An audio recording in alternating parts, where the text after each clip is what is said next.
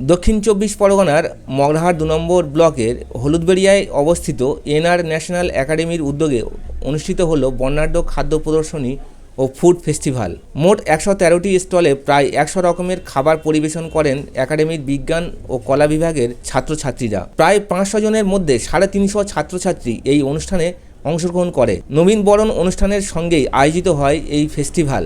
একাডেমির প্রতিষ্ঠাতা সম্পাদক রহমাতুল্লাহ জানান, আগামী দিনে জেলার আরও স্কুলকে এই প্রতিযোগিতায় যুক্ত করার পরিকল্পনা রয়েছে। অনুষ্ঠানে উপস্থিত ছিলেন বেহালা কলেজের বিজ্ঞান বিভাগের প্রধান ডক্টর ফারুক উদ্দিন সহ অন্যান্য বিশিষ্ট ব্যক্তিরা।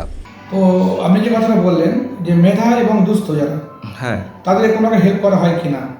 অলরেডি আমরা মেধা দুস্থ অনেক এরকম আছে আমাদের এখানে, যাদেরকে আমরা খুব কম পয়সায় এবং একদম ফ্রিতে পড়াশোনার ব্যবস্থা করছি, আগামী দিনেও করব। আজকের যে অনুষ্ঠানটা আমাদের এখানে 15ই ফেব্রুয়ারি এনআর ন্যাশনাল একাডেমির বার্ষিক এক মহতী অনুষ্ঠানটা অ্যাকচুয়ালি আমাদের করা হয়েছে আর্ট সায়েন্স এক্সিবিশন এবং ফুড ফেস্টিভ্যাল। এটা শুধুমাত্র তারাই করতে পারবে আমাদের প্রতিষ্ঠানে যারা শিক্ষার্থী, তাদের মান, তাদের অবস্থান, তাদের পড়াশোনার অগ্রগতি কোন পর্যায়ে, এটাকে পর্যালোচনা করার জন্য। তা আমরা খুবই গর্বিত, আনন্দিত এবং উৎসাহিত যে আমাদের মধ্যে আমরা পেয়েছি doctor Sharifur Rahman, former director ভাবা অ্যাটমিক রিসার্চ সেন্টার মুম্বাই। তো স্যারকে আমরা পেয়ে আমরা খুবই আনন্দিত।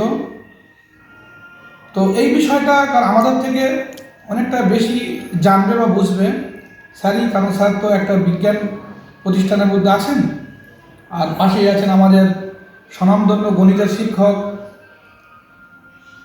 স্যার, বিশেষত গণিতের উপর অগাধ পাণ্ডিত্য, বোর্ডের বিভিন্ন পরামর্শ স্যার দিয়ে থাকেন। আব্দুল হালিম স্যার উনি উপস্থিত আছেন, উনিও বলবেন। তো আমি স্যারকে রিকোয়েস্ট করবো এই বিষয়টা যাতে করে স্টুডেন্ট এবং আমাদের টিচার্স যারা আছে উৎসাহিত হতে পারে, সেই সম্পর্কে কিছু স্যার বলবেন। কতজন ছাত্রছাত্রী এই অনুষ্ঠানে অংশগ্রহণ করেছে? এখানে মূলত ছাত্রছাত্রীর সংখ্যা যে ৫৫০ জন, তারা অধিকাংশই 90% মানে এর মধ্যে ইনভলভ আছে, কোনো না কোনো কিছুর মধ্যে, নয় ফুড নয় সায়েন্স কিংবা আর্টসের মধ্যে। আপনার নাম আর ডিজিগনেশন? আমার নাম শেখ রহমতুল্লাহ, প্রতিষ্ঠান এনআর ন্যাশনাল একাডেমির সম্পাদক।